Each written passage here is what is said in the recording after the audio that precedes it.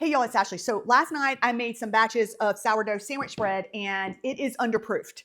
I just pulled it out of the fridge this morning and it is flat, like super flat, like, oh, I know it's so annoying. And I know this has probably happened to you. And if it hasn't, it will happen. So what I'm going to do today is I'm going to show you how we are going to try to fix these loaves so that they will rise and we can get some nice, beautiful risen bread. All right, let's get baking. So my kitchen is currently 73 degrees. That is too cool to just leave it out on the counter and expect it to rise. And also my oven light is on a timer. Like that's just the way my oven is. So I can't use the stick it in the oven and leave the oven light on trick. If you have an oven light that doesn't automatically turn off, you can try that, but I'm going to try something different today. So a properly proofed loaf should be like domed on top. It should be kind of puffy and airy looking.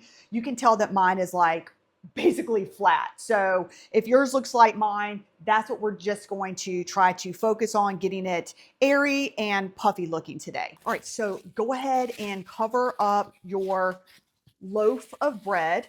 I'm covering up all three of my loaves. And the next thing that I did is boil a whole kettle of water. So like, 1.5, 1.7 liters, liters. Oh my gosh, whatever. You know what I'm trying to say. Boil a pot of water. And then put it into I like to use a stainless steel bowl. It's got a rubber bottom on it. Hot. And then like make sure you use gloves. Oh my word. Like, hello. All right. And so then what I'm going to do is I'm going to put this on the bottom pan of my oven. So you may need to adjust your racks. Put this on the bottom pan of my oven, just like that. Okay. Now what we want to do is we want to get our loaves and you're going to put them on the top of the rack of your oven. Okay. 1, 2, and then let me quickly get that third one. And again, like the oven's turned off, y'all. So we've got that hot boiling water at the bottom and then the loaves are on top. And so what we are trying to do is we are trying to basically create like a mini proofing box. And so like this is like an easy way, like a little trick if you don't have a proofing box. So let me show you. We're going to time it. And we're going to see, I'm going to go check it in 45 minutes and I'll show you what it looks like. Okay, so it's been exactly 60 minutes and I have no idea how it looks. Ooh, I'm so excited to show y'all. And oh my gosh, the oven is like so warm and moist in here. This is like really, what a fun experiment. You can tell by the condensation that like it was moist in my oven. So look at how much it's risen. Like this is really cool. And like it's still not like light and puffy yet to where like what I want it.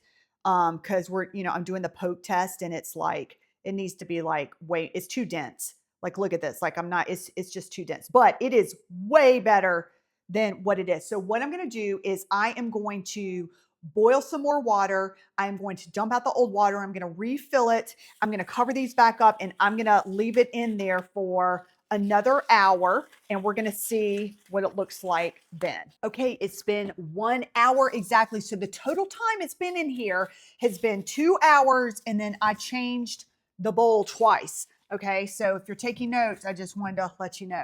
All right, let me show you a close-up. All right, here they are. Oh my gosh, you can tell that they have risen and that they are puffy and airy. Look at that jiggle. Ooh, I love the jiggle. All right, and that's another sign that it is ready.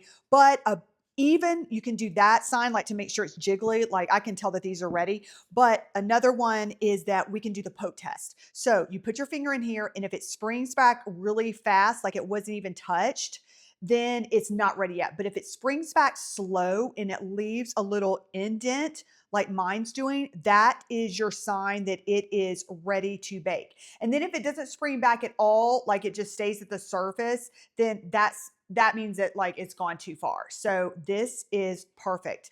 I'm going to go ahead and put these in the oven and bake them. If you want the exact recipe that I used for these loaves, plus I have a free fresh milled flour conversion cheat sheet.